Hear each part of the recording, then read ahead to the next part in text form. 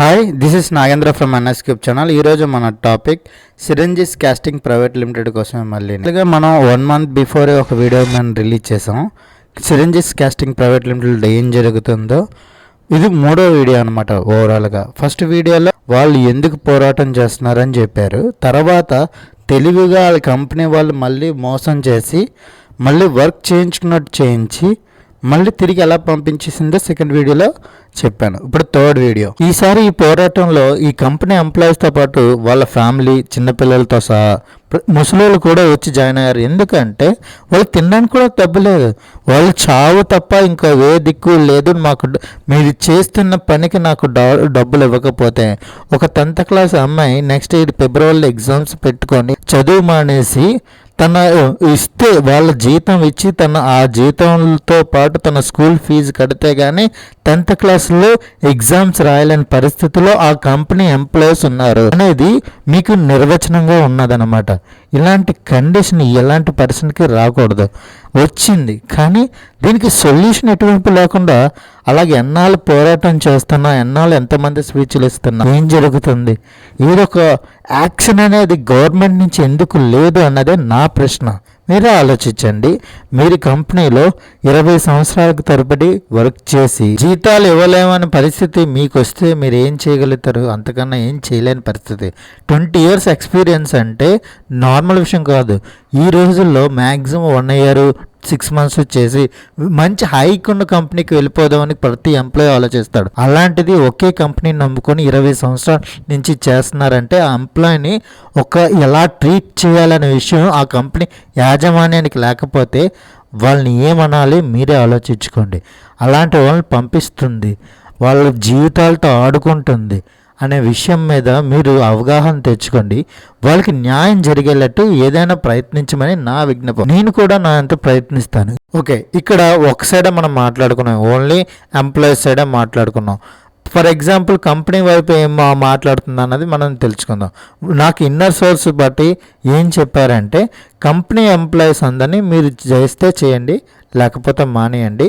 మేము జీతాలు ఇచ్చే పరిస్థితిలో మేము లేము, మాకు ఇచ్చినప్పుడు మేము ఇస్తాం, లేకపోతే మేము ఇచ్చే పొజిషన్లో లేము, మీరు చేస్తే చేయండి లేకపోతే వెళ్ళిపోండి అని కంపెనీ చెప్పేసింది.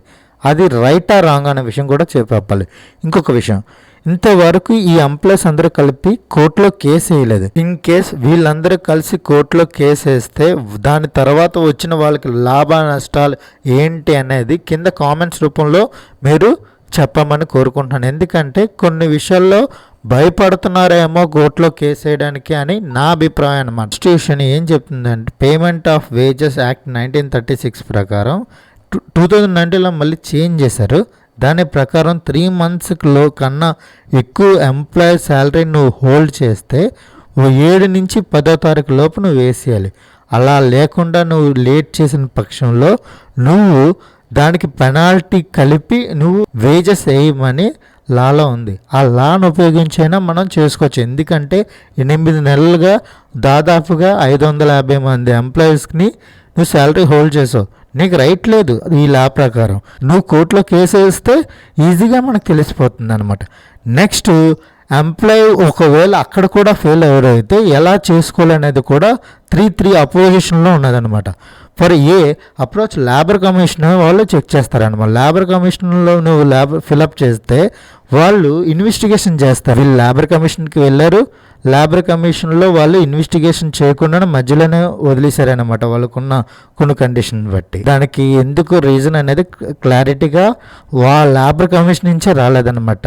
జాయింట్ కమిషనర్ కూడా ఏం మాట్లాడకుండా ఉండకపోతే వాళ్ళు కలెక్టర్ ఆఫీస్కి వెళ్ళారు, పోలీస్ ఆఫీస్కి కూడా వెళ్ళారు, మీడియా మిత్రులు కల్పించారు. ఇంకా కోర్టు కేసు వేయలేదు. కోర్టు కేసు వేస్తే కొన్ని మైనస్లు వీళ్ళు కూడా ఉంటాయని వాళ్ళు భయపడుతున్నారని నా అభిప్రాయం. దాని ప్రకారం ఏవైనా మీకు తెలిస్తే కింద కామెంట్ రూపంలో తెలియజేసండి. ఫస్ట్ ఏలో ఏం చేశాను, లేబర్ కమిషన్ ఆఫీస్లో మనం చేయొచ్చు, తర్వాత కోర్టు కేసు వేయచ్చు, తర్వాత మళ్ళీ మెజిస్ట్రేట్స్ ద్వారా చేయొచ్చు. వాళ్ళు 3 ఒక్క కోర్టు తప్ప మిగతావన్నీ వాళ్ళు తిరిగారు కాబట్టి వాళ్ళకి న్యాయం జరిగేటట్టు ఏదైనా చేయొచ్చు అని నా అభిప్రాయం.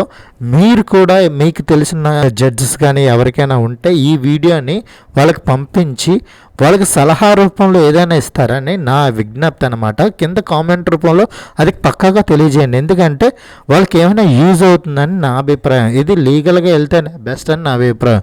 ఎందుకంటే ఎంతమంది వచ్చి స్పీచ్లు ఇచ్చి వాళ్ళ రోడ్ల మీద తిరిగి ధర్నాలు చేసినా ఇలాంటి వాటికి సొల్యూషన్ రాదని నా అభిప్రాయం. లీగల్గా యాక్షన్ తీసుకోలేని పరిస్థితిలో ఇంతకాలం జరుగుతుంది. వాళ్ళు అది కూడా చేశారు.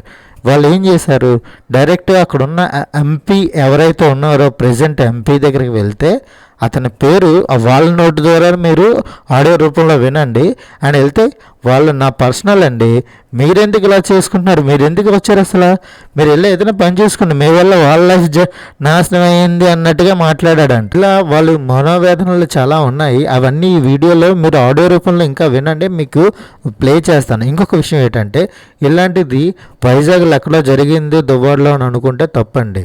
మన హైదరాబాద్ నుంచి విజయవాడ, ఆంధ్ర, తెలంగాణ, ఇండియా మొత్తం ఇలాంటి కండిషన్ వచ్చే ఛాన్స్ ఉంటే దానికి తగ్గ న్యాయ పద్ధతులు లేకపోతే ప్రతి మనిషి సఫర్ అవుతాడనమాట.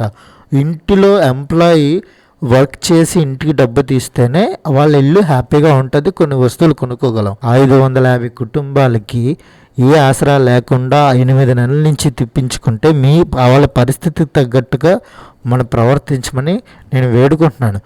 ఈ వీడియో నా కోసం కాదండి, వాళ్ళకి ఏదైనా న్యాయం జరిగేటట్టు ప్రతి ఒక్కరికి రీచ్ అయ్యేటట్టు మీరు మీ అంత ప్రయత్నించమని నా విన్నపం. వేరే కంట్రీలో ఉన్నా కూడా వాళ్ళ తాలూకా ప్రతిఫలం కూడా అక్కడే ఉండిపోయిందండి. దాని గురించి అడిగాం.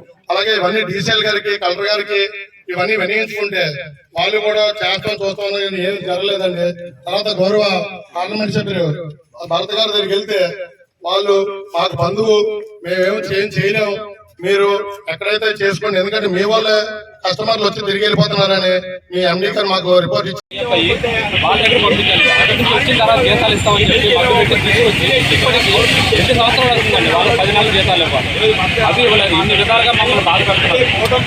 అర్థం చేసుకొని వేరేగా కంపెనీలు తప్ప ఇంకేం లేవండి. మా బాధలు ఉన్నాయి. ఇంకా ఎవరు చెప్పుకోవాలి, ఎంతమంది చెప్పుకోవాలి?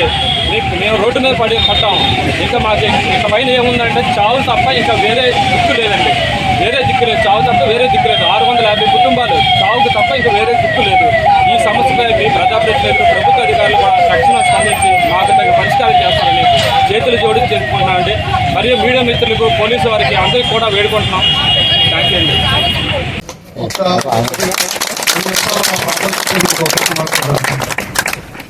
మేము గత 46 రోజుల నుంచి సమ్మె చేస్తున్నామండి ఇక్కడ. అలాగే మీకు చాలాసార్లు చెప్పడం జరిగింది. మేము రెక్కాడితే కానీ డొక్కాడని బతుకులండి మావి.